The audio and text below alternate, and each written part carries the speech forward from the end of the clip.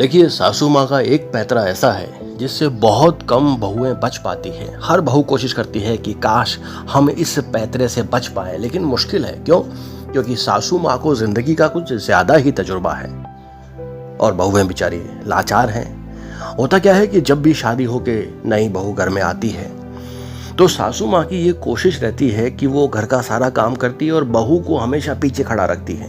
वो किसी भी काम के बारे में, घर के जो भी रीति रिवाज हैं, तौर तरीके हैं, काम करने का तरीका है, वो बहू को अपने मुंह से कुछ बताती ही नहीं है और बहू बेचारी पीछे खड़ी खड़ी देखती रहती है।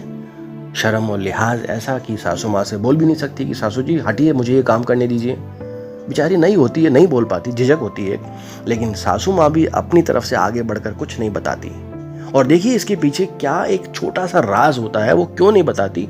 वो बहू को ये सोचती है कि बहू बस तुम खड़ी खड़ी देखो, ऑब्जर्व करो और सीखो, देखो और सीखो, और इसमें कितना टाइम लगेगा पता नहीं। लेकिन वो सासू जी अपने मुंह से कुछ नहीं बताती कि बेटा देखो ये काम ऐसे होता है, हमारे घर में इस काम को ऐसे करते हैं, तुम्हें ऐसे करना है। नहीं बताएगी। कब तक नहीं बताएगी? जब तक ससुर जी एक दिन खुद अपने मुंह से ना बोल दे। जैसे कि पुरानी फिल्मों में आपने सुना होगा, अमरीश पुरी साहब बोलते थे, अरे शारदा, ये बहू तो लगता है बिल्कुल नादान है, इसे कुछ नहीं आता, तुम जरा इसे कुछ सिखाओ, काम काज क्या तौर तरीका, ये कैसे घर चलाएगी। देखो शारदा, तुम समझदार हो, तुम ही इसे सिखाओ बस। ये फिल्मी स्टाइल में जैसे ही ससुर जी ने डायलॉग मारा और सासू जी की सारी लाइटें एक साथ जल जाती है कि बस यही शब्द तो सुनने के लिए मेरे कान तरस रहे थे कि मैं इसे सिखाऊं। क्योंकि अपनी तरफ से खुद आगे बढ़कर उन्होंने कुछ नहीं सिखाया। और ये डायलॉग सुनने के बाद अगले ही दिन से बस झटपट शुरू हो गई बहू को सारा काम सिखाने के लिए। अब देखिए, बड़ा अजीब सा तरीका है कि चाहे बहू सर्वगुण संपन्न हो, उसे सब कुछ आता हो और वो सब कुछ कैच कर चुकी हो और वही सब काम है जो वो अपने माँ के घर करती थी, लेकिन सासू ने उसे कुछ आगे बढ़कर काम करने नहीं दिया। अब वो हर काम बहू को बोल बोल के बताती हैं और बहू मनी मन सोचती है ये सब काम तो मुझे आता है, ये तो मेरे बाएं हाथ का खेल है, अरे इसमें कौन सी बड़ी बात है सासू जी। लेकिन बोले तो कैसे बोले?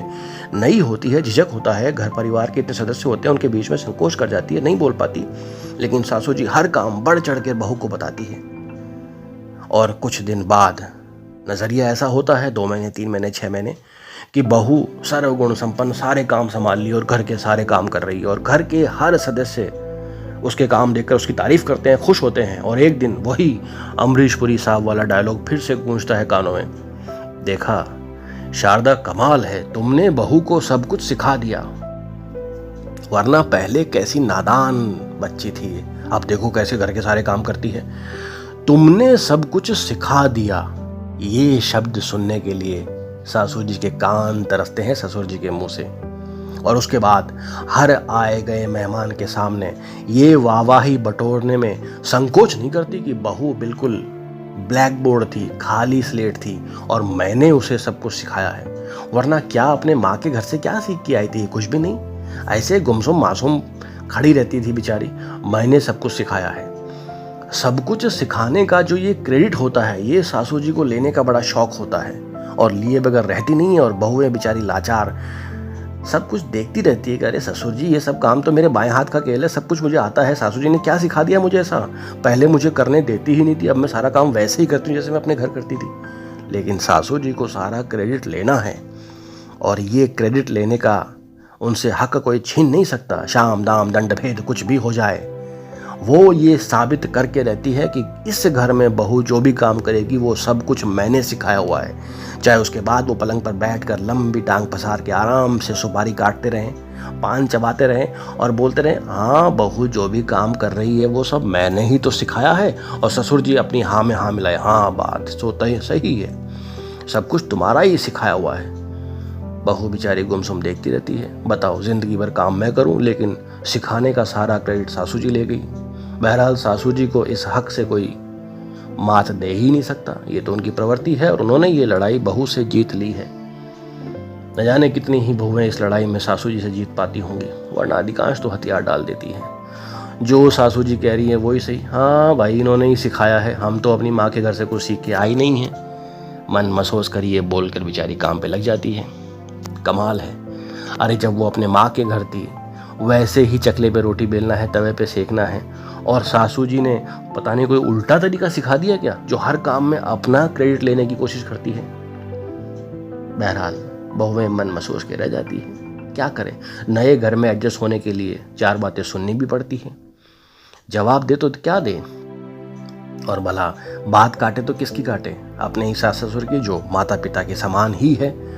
उनके पति के माता पिता बहू के भी माता पिता समान हुए, इसलिए चाहकर भी ये कड़वे घूंट भी पी जाती है।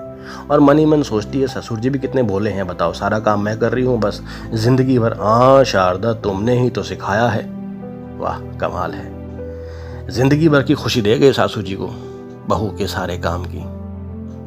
अच्छा है, बहुएं पिसती रहेंगी और सासू जी सारे काम का क्रेडिट लेती रहेंगी। बहरहाल न जाने कितनी ही बहुएं इस दौर से गुजर चुकी हैं। जो गुजर चुकी हैं वो ये कहानी देख के शायद मेरी बात समझ पाएं, और वरना जो कई गुजरने वाली है वो ये कहानी देख के सावधान ज़रूर हो जाना। और जब भी आपके सामने ऐसी परिस्थितियां आए तो समझ जाना मेरी बात सच होने वाली है। सासू जी आपके सारे काम का क्रेडिट लिए बगैर रहेगी नहीं।